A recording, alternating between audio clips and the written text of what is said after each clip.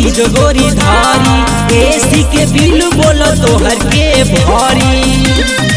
हमारा आदत नइखे घरवा में घुटतावे गम, गर्मी लागतावे एसी लगावा गए बलम।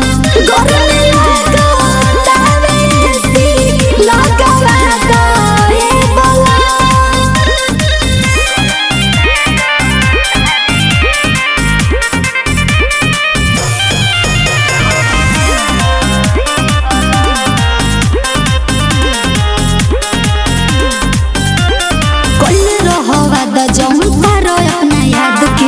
जनी तोड़ पाव कृष्णा शोभा निषाद के भूल गइलो का।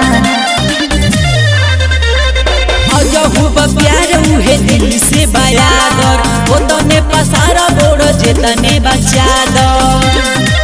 गुड्डू बाबा के तू देखियो के कोई लसरम, गर्मी लागतावे एसी लगावा